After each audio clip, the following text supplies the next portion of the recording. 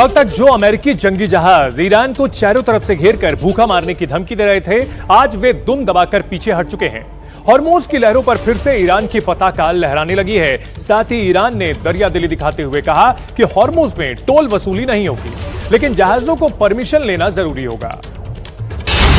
समंदर में चला ईरान का सिक्का। अपनी धौंस और दादागिरी के दम पर दुनिया के सबसे अहम व्यापारिक रास्ते होर्मुज से आखिरकार ट्रंप और उनकी नेवी को हटना ही पड़ा। अमेरिकी सेना की सेंट्रल कमांड ने बेहद लाचारी में आधिकारिक फरमान जारी किया है। सेंटकॉम ने कहा कि राष्ट्रपति ट्रंप के सीधे निर्देश के बाद ईरानी बंदरगाहों और रणनीतिक तौर पर सबसे अहम स्ट्रेट ऑफ होर्मुज से अमेरिकी नौसेना की नाकेबंदी को पूरी तरह हटा लिया गया है। हालांकि अपनी बची खुची इज्जत बचाने के लिए ट्रंप प्रशासन कह रहा है कि उनके जहाज सिर्फ निगरानी के लिए वहां रुकेंगे, लेकिन पूरी दुनिया जानती है कि होर्मुज से पीछे हटना विलेन की मजबूरी है, कोई शौक नहीं।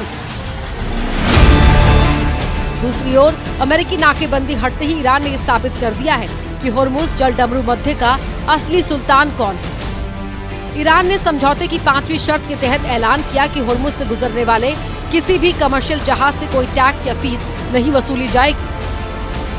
हालांकि ईरान ने साफ कर दिया है कि फीस भले ही ना ली जाए, लेकिन होर्मुज से गुजरने वाले हर एक जहाज को तेहरान के सामने अर्जी लगानी होगी। इसके लिए ईरान ने PGSA यानी पर्शियन गल्फ स्टेट एडमिनिस्ट्रेशन नाम की बेहद ताकतवर नई संस्था खड़ी की है, जो होर्मुज पार करने वाले जहाजों को परमिट और क्लियरेंस देगी। उधर रूसी राष्ट्रपति व्लादिमीर पुतिन ने भी अमेरिकी ईरान डील का स्वागत किया। पुतिन ने दुनिया को बताया कि ईरान के राष्ट्रपति मसूद पेजेश्कियान ने कितनी मजबूती से इस समझौते पर दस्तखत किए हैं, जिससे अब ग्लोबल एनर्जी और फूड मार्केट को राहत मिलेगी।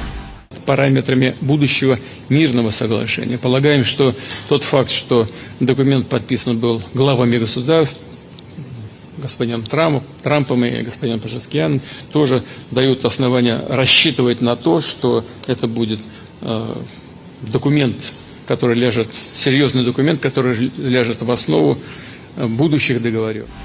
बहरहाल विलेन अमेरिका बैकफुट पर है और अपनी पाबंदियों को समेट रहा है, जबकि ईरान अपनी शर्तों पर पूरी दुनिया के समुद्री व्यापार की दिशा तय कर रहा है।